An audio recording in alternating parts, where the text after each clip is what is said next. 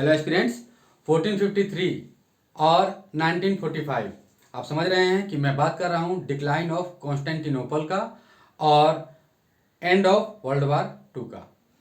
देखिए, इन घटनाओं से एक लगभग 1450 और एक लगभग 1950, इस 500 साल के आसपास के इतिहास से हमें कुछ विशेष सीखने की ज़रूरत है।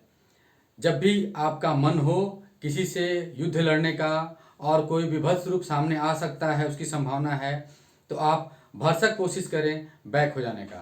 जब तक आपकी अस्मिता पे, अक्षुण्णता पे कोई सवाल ना खड़ा हो, तब तक आप लड़ने का प्रयास ना करें। अपने पावर को दिखाने के लिए, कोई विशेष डेवलपमेंट के लिए कभी लड़ाई न लड़ें। देखिए, यहाँ भी यही सीन देखने को मिलता है कि इतना बेहतरीन रिनेसेंस होगा, एनलाइटमेंट होगा, सब कुछ होगा। एक समय ऐसा आएगा, इतना बेहतरीन समय आएगा यूरोप में कि एवरी फील्ड में डेवलपमेंट होगा, चाहे वो रिलीजन का हो, वो साइंस टेक्नोलॉजी का हो, मानववाद का हो, ह्यूमन राइट्स। आप एवरीथिंग देख रहे हैं कि क्या डेवलपमेंट हो रहा है, education and all the things. तो आपको यह गौर करना है कि यह इतना बड़ा डेवलपमेंट हो रहा है, नेशन स्टेट आ रहा है, नेशनलिज्म आ रहा है और कॉलोनियलिज्म भी आ रहा है, साम्राज्यवाद है, बहुत कुछ है वहाँ पे और बहुत अच्छा डेवलपमेंट भी हो रहा है, ट्रेड भी हो रहा है, एवरीथिंग। लेकिन अंत में दो वर्ल्ड वार हो जाएंगे। नेशनलिज्म किस तरह से एंटी नेशनल बन जाएगा एक दूसरे के लिए, अपने लिए तो नेशनलिज्म उसका पराकाष्ठा पे है। तो कहीं भी एक कहा गया है कि अति कहीं नहीं करना चाहिए, तो यह भी यहाँ पे दिखता है कि नेशनलिज्म का वो अति था, इसलिए दो वर्ल्ड वार हुए। तो जब डेवलपमेंट हो रहा है, और आपका मैंने पहले भी अपने लेक्चर में बताया कि किस तरह से यूरोपियंस का कितना मनोबल हाई है किसी भी एक्टिविटी को करने में, तो मनोबल तो उनका बहुत हाई है। तय है कि जब भी नेशनल कन्फ्लिक्ट होगा तो वो कभी भी वर्ल्ड वार का रूप ले लेगा।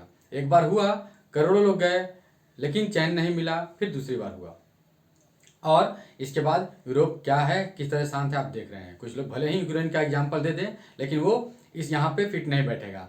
रशिया, यूक्रेन, देखिए यहाँ पे कोई भी यूरोपियन कंट्री शामिल नहीं हो रहा है। वो देखा है दो वर्ल्ड वार, यूरोप अभी भी शांत है।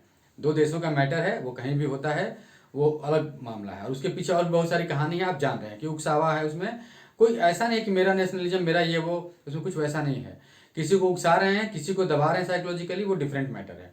तो मैं जो यहाँ पे बता रहा हूँ, या हमें जो इतिहास से सीखना चाहिए इस वाले सेगमेंट से। और ये बहुत अच्छा एग्जाम्पल है कि बहुत बेहतरीन डेवलपमेंट और उसके बाद विनाश।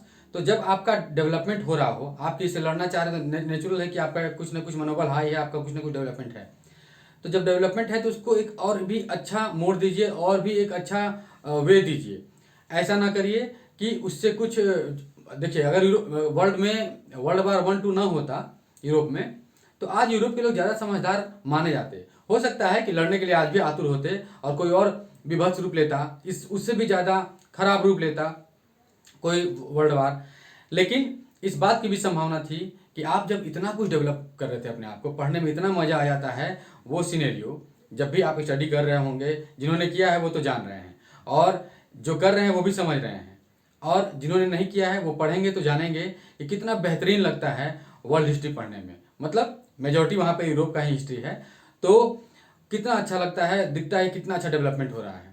लेकिन अगर आप दोनों वर्ल्ड वार ना किए होते, समझदारी ले आए होते, और ये शांति इसी डेवलपमेंट के साथ साथ आज आप देखते हैं कि मीटिंग होता है पीस का, कॉन्फ्रेंस और बाकी सब, वो समझदारी के साथ ले आते, आप बिना दो वर्ल्ड वार लड़े, तो लगता कि हाँ आप बहुत बेहतरीन। तो आप भी अपने जीवन में ऐसा ही, मतलब एग्जाम्पल हम लोग इसीलिए लेते हैं, सीखते हैं। कोई नेशन सीखेगा, कोई व्यक्तित्व सीखेगा। हिस्ट्री इसीलिए होता है कि आपको इतिहास से कुछ सीखना है। और यहाँ एक बहुत सारी घटनाएं हैं इतिहास में, बहुत कुछ आप सीख सकते हैं, लेकिन यहाँ एक बहुत ही बेहतरीन एग्जाम्पल है जहाँ यह सीखना है कि लड़ना नहीं है। जब तक आपके अस्मिता पे कोई सवाल न उठे, आपको लड़ना नहीं है। Thank you.